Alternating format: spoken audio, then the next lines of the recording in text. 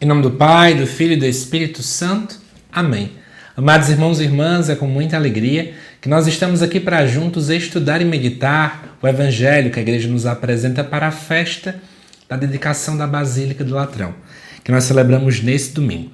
E o Evangelho deste domingo se encontra lá em João 2, versículos de 13 até o 22, que nos diz assim: Estava próxima a Páscoa dos judeus, e Jesus subiu a Jerusalém.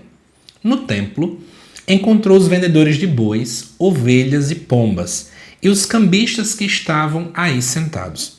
Fez então um chicote de cordas e expulsou todos do templo, junto com as ovelhas e os bois. Espalhou as moedas e derrubou as mesas dos cambistas. E disse aos que vendiam pombas: Tirai isto daqui. Não façais da casa de meu pai uma casa de comércio. Seus discípulos lembraram-se mais tarde que a Escritura diz: O zelo por tua casa me consumirá.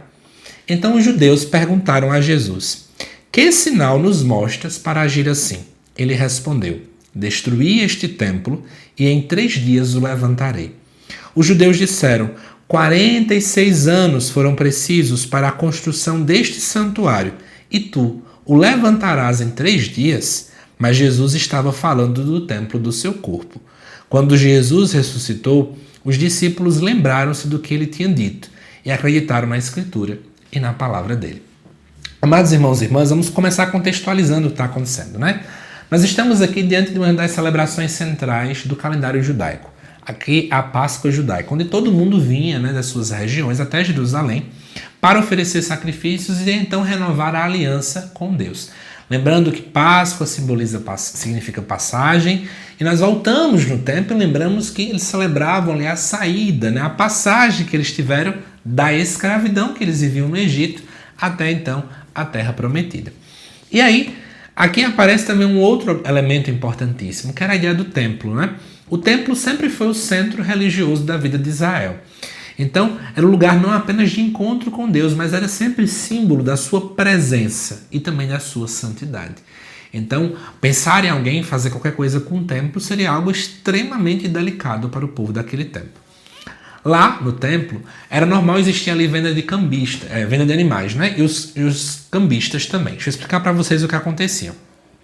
Vou usar nomes hipotéticos aqui. Digamos que a pessoa saía daqui da cidade em que eu moro, Campina Grande, na Paraíba, e o templo ficava lá em Aparecida, em São Paulo. Então, eu saía daqui e aqui meu dinheiro em real. Só que quando se chegava em Aparecida, eu tinha que, antes de entrar no santuário, eu precisava trocar meu dinheiro, porque o santuário não era em real, era, sei lá, em euro. Então, eu fazia uma troca. Só que nessa historinha de troca, que os cambistas faziam, na dinâmica do câmbio, na troca do dinheiro, já tinha algum dinheiro que ficava no meio do caminho. Certo? Então já começava algum esquema de corrupção aqui. Então eu trocava, e depois lá dentro ainda tinha mais uma mini corrupção também, porque eu começava a vender animais com valores bem altos. Aí você vai dizer, então por que você não saía da Paraíba com o animal? Então, durante o caminho até chegar em Jerusalém, aconteciam muitos assaltos. Basta você, por exemplo, lembrar da parábola do bom samaritano, que alguém estava ali naquela região e essa pessoa então era assaltada. Acontecia muito disso. Então levar os animais tanto podiam gerar assalto, como também era mais uma boca para poder alimentar. Então muitos saíam de casa sem o animal para então trocar o dinheiro lá. Então era muito dinheiro em jogo.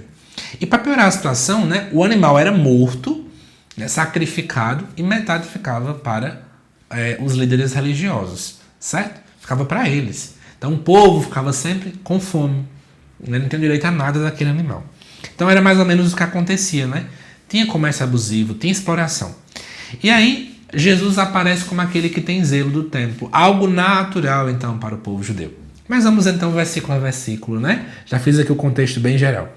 Então Jesus sobe a Jerusalém só porque ficava no alto, né? Em cima do Monte Sião, mostrando aí que de fato ele era judeu, tinha uma fé ativa. E ele encontra então os vendedores de bois, ovelhas e pombas. Essas pessoas, elas simbolizam justamente as práticas religiosas corrompidas naquele tempo, né? Que em vez de focar na adoração a Deus, elas focam no lucro.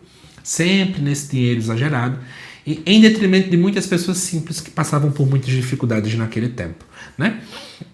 E aí, do versículo 15 a 16, a gente vê que Jesus pega então um chicote de cordas Esse chicote é símbolo da autoridade que Cristo tem e também do zelo. Jesus vem como aquele que purifica o templo. Eu quero chamar a atenção de vocês que, embora isso aqui seja um símbolo, podemos dizer que Jesus acaba realizando concretamente isso na sua paixão, morte e ressurreição. É como se o sangue dele pudesse lavar a humanidade, lavasse também o templo. E agora, uma religião que estava tão corrompida, agora ela tem condições de ser santa, de poder alcançar a santidade não por causa dela mesma, mas por causa do Cristo. Ele que é santo e ele santifica então a igreja. E aí, amados irmãos e irmãs, também vemos que Jesus questiona essa dinâmica do templo como casa de comércio. O grande problema não estava em vender alguns tipos de coisa, mas a exploração que estava acontecendo por trás. E é claro que isso, Jesus está automaticamente criticando essa realidade. No final, a gente vê essa dinâmica da história do templo que será destruído e que depois de algum tempo, será levantado. Esse templo já é uma profecia da paixão e ressurreição de Cristo, a sua paixão, morte e ressurreição. Cristo morrerá e 3 dias depois ele então ressuscitará. E quando ele faz essa brincadeira, esse jogo de palavras do templo com o seu corpo, já estamos vendo aqui a ideia de que Jesus revela que ele é o verdadeiro templo. Ele. Por esse motivo que a gente vai dizer que a igreja é corpo de Cristo. Porque é Cristo que é o verdadeiro templo. É o templo com T maiúsculo. Essa dinâmica do Cristo que não se prende mais apenas ao mero espaço físico, mas que agora há toda essa dinâmica muito maior, que é importante a gente colocar na nossa cabeça. E aí depois da ressurreição é que de fato o povo começa a compreender o que Jesus tinha falado. Sempre o povo muito lento em poder entender. Antes de trazer algumas questões que eu até anotei aqui, para ajudar na minha reflexão com vocês, eu acho que a gente também tem que se colocar no lugar de Jesus e pensar, eu tenho feito como ele? Tantas vezes a gente vê tanta coisa equivocada acontecendo e tem gente que em vez de poder se envolver com a situação para tentar ajudar, diz o seguinte, eu vou me afastar, eu vou parar de ir para a igreja então. Eu vejo tanta coisa errada, então eu vou me isolar. Porque eu me encontro com Deus em casa, o meu Deus é esse, é diferente do que esse povo prega. Jesus não fez isso. Jesus viu a coisa errada, mas ele foi lá e agiu. Nós não podemos ficar tão apáticos e tão assustados com as realidades a ponto de que a gente tenha que se distanciar. Mas é preciso, diante desse incômodo que surge em nosso coração, fazermos alguma coisa.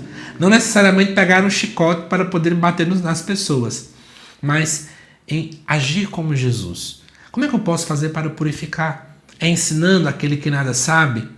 É corrigindo fraternalmente, é rezando, é conversando com a liderança para ver se as pessoas começam a acordar. É preciso então fazer alguma coisa.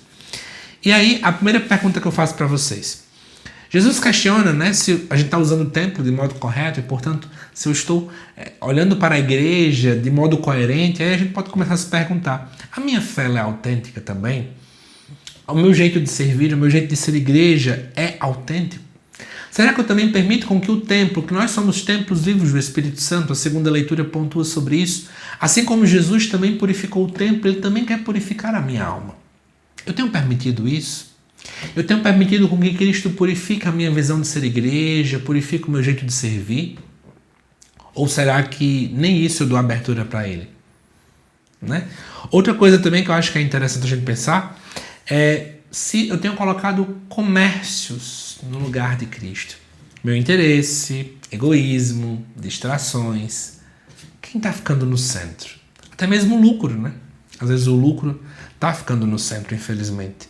E uma outra coisa que eu acho que é importante, A dedicação da Basílica de Latrão, eu já falava isso lá no vídeo da primeira leitura, de algum modo quer nos mostrar e quer chamar a atenção da centralidade de Cristo nas nossas vidas. E será que eu tenho permitido com que essa festa litúrgica possa me levar a colocar mais uma vez Jesus no lugar onde ele precisa ocupar? Que peçamos então a Cristo, Senhor, ocupa o lugar que é teu, que é o centro. Ocupa o lugar que somente o Senhor pode ocupar. A segunda leitura vai falar sobre isso, no vídeo eu vou deixar isso claro. Paulo começa a falar, somente tem um alicerce, não tem como colocar outro. Esse povo, infelizmente, estava colocando outros alicerces, o lucro, a exploração, e etc. E nós? Que possamos, à luz desse evangelho, pensar melhor sobre as nossas atitudes, tá bom?